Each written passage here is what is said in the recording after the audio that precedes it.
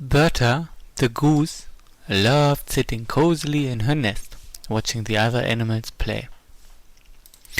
Whenever someone asked if she wanted to join in, she simply waved them off. Playing was far too strenuous for her. Besides, one might get injured. And it was also very exhausting. One day, as the days grew colder and most of the geese had already set off for the south, Berta was asked if she wanted to fly along. Geese always flew together, after all, and no one was ever left behind. But this year Berta thought flying south was just too much work. The last winter hadn't been that cold, she reasoned. Surely one could spend it right here. So she politely declined every offer to join the migration. The other geese simply shook their heads, and group by group they flew away, until Berta was the only goose for miles around. She didn't mind, though. Usually the other geese were quite exhausting anyway.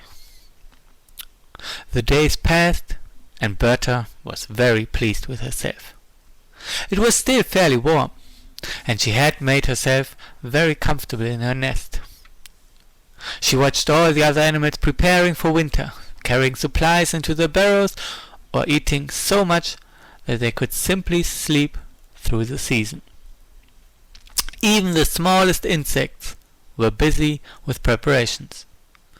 But Berta just watched them from her nest, too comfortable to get up. And when she felt a little hungry, she simply ate a few blades of grass or algae around the lake. Eventually, however, the weather changed. Suddenly it grew quite cold, even in her cozy nest.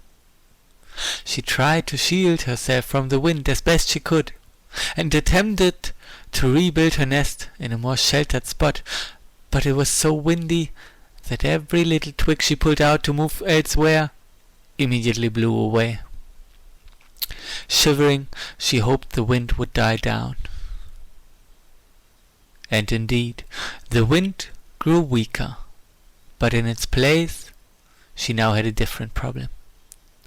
It began to snow, and it just wouldn't stop. The beautiful grass growing all around her was now almost impossible to reach. When she did manage to dig some up, her beak was so frozen that she could hardly open it. Luckily, she could still dive for algae and roots in the lake, so she didn't have to starve, but every time she got wet in these temperatures, she had to spend hours warming up in her nest. She could never get truly warm, nor truly full. Furthermore, she noticed that the small patches of ice on the lake were growing larger, and she feared the entire lake would soon be frozen shut. Berta had no choice. She had to fly south after all. In previous years, when she flew with her friends or her family, they could take turns. Everyone had to lead at the front eventually, which was particularly exhausting because you had to fight the wind the hardest. All the other birds lined up behind the leader, where the wind was only half as strong. This year, however, not only was there no one to take turns with, but the wind was much stronger than usual.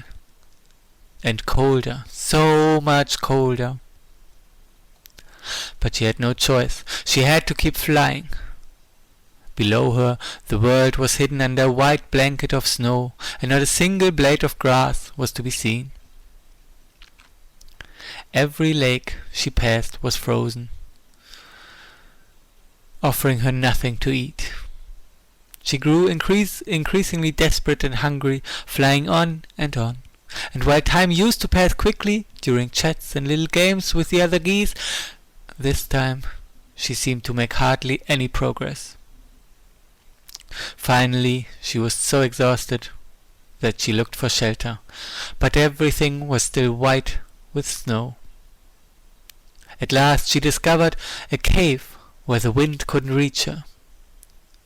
In her exhaustion, she didn't think twice and flew inside. She was so hungry and frozen and tired that she hardly noticed the cave was already occupied. Someone else was planning to spend the winter there.